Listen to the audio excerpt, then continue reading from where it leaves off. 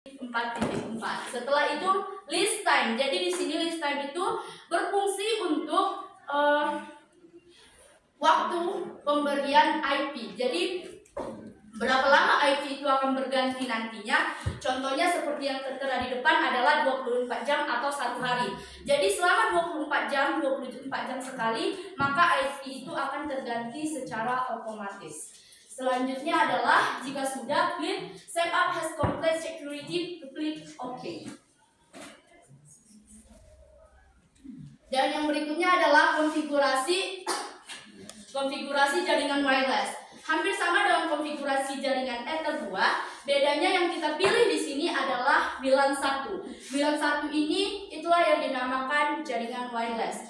Ya, bisa kita lihat yang pertama kita lakukan adalah pergi ke menu setting IP address, klik menu IP, klik menu address, klik add. Setelah itu addressnya kita masukkan 192.168.20.1/24. Di sini kenapa di bagian WLAN 1 tidak 168.10 melainkan 168.20? Karena ini sudah beda jaringan. Jika dalam satu jaringan atau dalam satu network, maka jaringan itu akan mengalami tabrakan.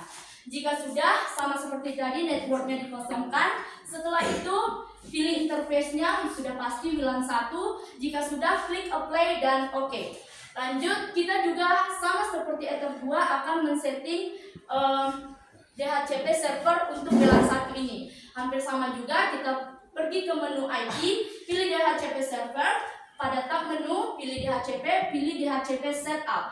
Di situ sama juga DHCP server interface, sudah pasti itu WLAN 1 dan tidak perlu diganti lagi. Jika sudah, klik apply, akan muncul lagi bagian DHCP address space.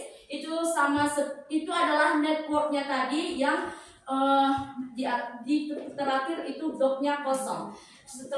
Jika sudah, kita pergi lagi, kita next, baru ada menu gateway for DHCP network. Itulah IP dari WLAN 1 tadi, tidak perlu diganti. Kita klik next. Setelah itu address to give out, hampir sama dengan tadi karena tidak disebutkan berapa banyak IP yang harus kita berikan, jadi tidak perlu diubah atau diganti. Jika sudah, hampir sama DNS server tadi itu sama dengan Ether 2. Selanjutnya adalah list time-nya juga 24 jam.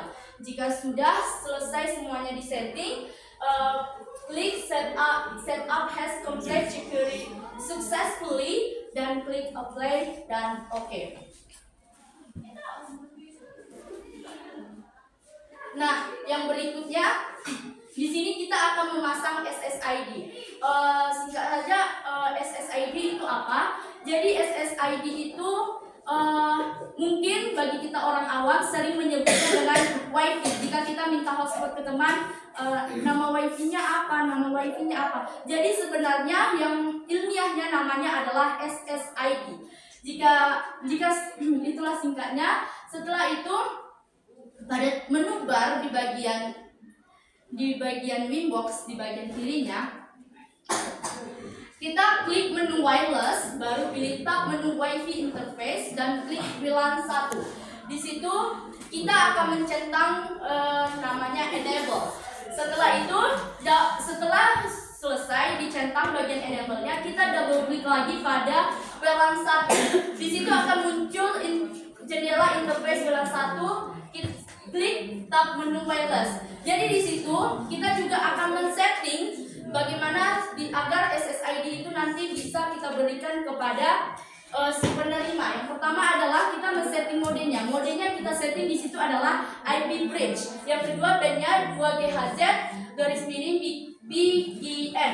Dan kita setting SSID-nya. SSID-nya itu bisa kita setting sesuai nama yang kita mau. Contohnya nama kita sendiri, yaitu nama saya Amanda Yuliarti Siombing. Jika sudah, kita klik apply dan OK.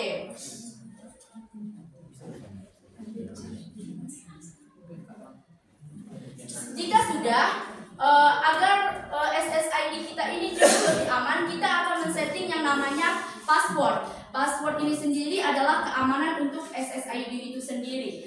Jadi untuk men-setting password kita masih berada di jendela table dan klik tab menu security profile.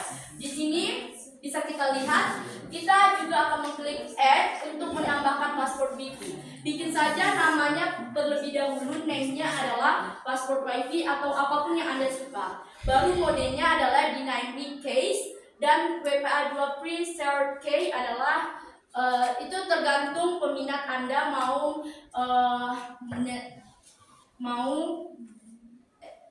passwordnya apa. Di sini saya membuat angka 1 sampai 8. Jika sudah, klik apply dan oke kan. Setelah itu masih berada di menu WiFi wireless. Kita double klik lagi yang bagian WLAN satunya. Baru pada security profile pilih password WiFi. Tadi kita sudah bikin namanya itu password WiFi. Itu kita ubah. Setelah itu klik apply dan oke. Nah, jika sudah kita setting semua mikrotik dinamiknya, kita akan menguji tes apakah jaringan yang kita buat itu sudah bisa dipakai, apakah sudah bisa berfungsi dengan baik. Maka yang kita lakukan, kita bisa di menu Windows, kita bisa membuka namanya command prompt atau CMD. Di situ kita akan ketik ipconfig untuk melihat IP address yang diterima oleh klien dari DHCP server router di Ether 2. Jika berhasil, maka akan ada tulisan, maka ada replay time. Dan setelah itu kita uji tes internet dapat dilakukan dengan ping.google.com. Jika berhasil juga akan ada tulisan replay from. Setelah itu